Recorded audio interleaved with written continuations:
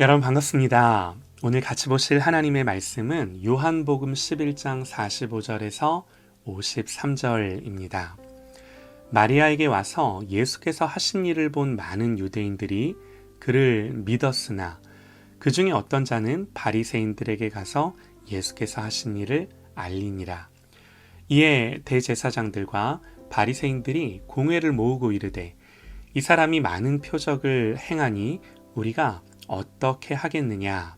만일 그를 이대로 두면 모든 사람이 그를 믿을 것이요 그리고 로마인들이 와서 우리 땅과 민족을 빼앗아가리라 하니 그 중에 한 사람 그 해의 대제사장인 가야바가 그들에게 말하되 너희가 아무것도 알지 못하는도다.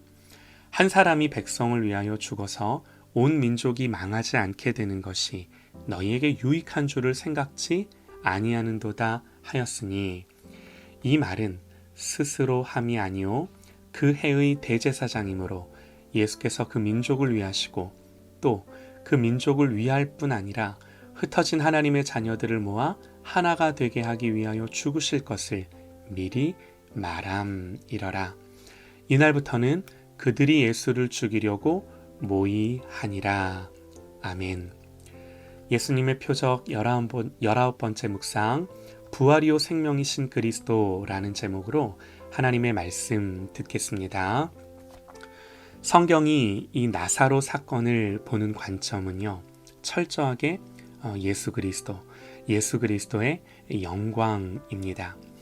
4절에서 주님이 말씀하신 대로 이 사건의 목적은 하나님의 아들로 이를 인하여 영광을 얻게 하려 함이라 입니다. 그래서 여러분 이 사건의 결과가 무엇입니까? 나사로가 살아났고요. 조문을 왔던 많은 유대인들이 예수님을 믿게 되었어요. 많은 유대인들이 믿을 만큼 이 나사로 사건은 하나님이 영광을 받으시는 사건이 되었습니다. 그러나 45절에요. 예수께서 하신 일을 본 많은 유대인들이 그를 믿었으나 그 중에 어떤 자는 바리새인들에게 가서 예수께서 하신 일을 알리니라 그러죠. 이 놀라운 사건을 보고서도 믿지 않는 사람들이 있었다는 거예요. 그들은 도리어 이 일을 못마땅하게 여기면서 예수님에 대해 적대적 세력이었던 바리새인들에게 가서 일어난 일을 고발하게 됩니다. 이들은 나사로가 살아났다는 소문을 들은 자들이 아닙니다. 자기들의 눈으로 그것을 직접 봤던 사람들이에요. 이미 썩어서 냄새가 나는 나사로가 무덤을 나오는 걸 직접 봤어요. 그런데 부활이요 생명이라고 하신 이 예수님을 여전히 믿지 않는 겁니다. 믿지 않을 뿐만 아니라 오히려 반감을 갖고 예수님을 대적하는 거죠. 여러분, 우리 생각에는요, 세상에 뭔가 큰 기적을 보여주면 믿게 될 거라고 그렇게 생각을 하는데요. 이게요, 그렇지가 않습니다. 천지를 창조하신 하나님이 직접 사람의 몸을 입고 이 땅에 오셔서 수많은 표적을 행하셨는데도 사람들이 다 믿음으로 반응하지 않았다라는 것이 성경의 메시지예요. 이 사건에서도 그렇죠. 믿지 않았을 뿐만 아니라 오히려 주님을 향하여 대적하는 세력이 되죠. 그래서 여러분, 우리가 알 수 있는 사실이 뭔가요? 예수님이 행하신 표적이나 예수님이 전하신 복음은 언제나 사람들을 둘로 나눈다는 겁니다. 그리스도와 그의 말씀 앞에서 사람들은요, 두 부류로 나뉘어집니다. 예수님의 편에 서든가 아니면 예수님을 반대하든가. 여러분, 이 사건이 어떻게 전개가 되나요? 그 중에 어떤 자는 바리새인들에게 가서 예수님의 하신 일을 알리니라 고발합니다. 예수님을 미워하면서 예수님을 고발해요. 그러자 이에 대제사장들과 바리새인들이 공회를 모으고 이 사람이 많은 표적을 행하니 우리가 어떻게 하겠느냐 논의합니다. 그러면서 말하기를 만일 예수를 이대로 두면 많은 사람들이 그를 믿게 될 거라고, 그리고는 로마인들이 와서 우리 땅과 민족을 빼앗아 갈 거라고. 지금 무슨 말이에요? 예수님을 두고 자기들의 기득권을 빼앗길까 염려하면서 예수님을 반대하고 대적하는 거죠. 그리고 55절로 내려가 보면요. 제사장들과 바리새인들이 산에 들인 공의회로 모입니다. 이들이 함께 모여 뭘 하나요?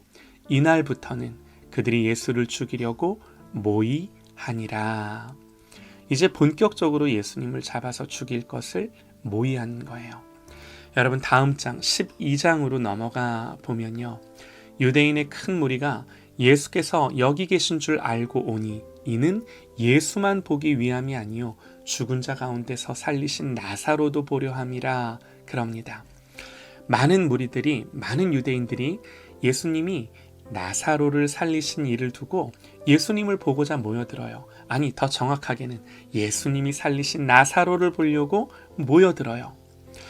그러자 대제사장들은 이번에는요, 예수님만이 아니라 나사로까지 죽이려고 계획을 하죠. 사랑하는 여러분, 다시 한번 여쭤볼게요. 이 표적의 목적이 뭐라고요? 하나님의 아들로 이를 인하여 영광을 얻게 하려 함이라입니다.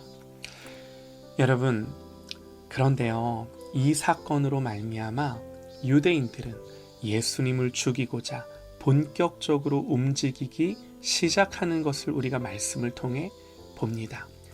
사랑하는 여러분, 성경이 말하는 예수님이 받으시는 영광이 무엇입니까? 죽은 나사로를 살려 일으켜 많은 사람들에게 칭송받고 환영받고 박수받는 거였나요? 아니요. 이거는요, 성경이 말하는 예수님이 받으실 영광이 아니에요. 오히려 이 사건이 어떻게 전개돼요? 예수님의 죽음을 향하여 전개돼요. 그런데 우리는 알아요. 이제 이 죽음 뒤에 정말로 예수님이 하나님의 아들이심이 드러나고 증명된다는 것을. 그야말로 우리 주님이 부활하셔서 하나님의 아들이 영광을 받으시는 일이 기다리고 있다는 것을 여러분 우리는 알죠. 그러나 여러분, 이 영광은 어떤 영광입니까? 십자가의 죽음 뒤에 따라오죠. 나사로의 죽음과 부활은 예수님의 마지막 표적입니다. 궁극적으로 이 사건은 주님이 누구신지 알려주고자 함이에요. 여러분, 우리 주님은요, 부활이자 생명이세요. 예수님뿐만 아니라 주님을 믿는 자는 죽어도 살고 살아서 믿으면 그 안에 이 예수님의 생명이 그 안에 현재 지금 있는 것입니다. 예수님, 당신의 죽음을 앞두고 말씀을 하십니다. 예수께서 대답하여 이르시되 인자가 영광을 얻을 때가 왔도다. 내가 진실로 진실로 너희에게 이르노니 한 알의 밀이 땅에 떨어져 죽지 아니하면 한 알 그대로 있고 죽으면 많은 열매를 맺느니라. 사랑하는 여러분, 예수 안에서는 죽음 뒤에도 반드시 생명이 있음을 믿으시기 바랍니다. 여러분, 이 진리는요, 우리를 죽음에서도 자유하게 하는 거예요. 죽음 가운데도 소망을 주며 참된 위로를 주며 주님을 바라게 하는 것입니다. 부활이요, 생명 대신 이 예수 그리스도가 우리에게 실제가 되어서 오늘 나의 능력이 되고 소망이 되어 여러분 죽음 가운데 있다 하더라도 이 죽음 뒤에 반드시 하나님이 주실 그 생명을 취하며 바라보는 저와 여러분 되시기를 간절히 소망합니다.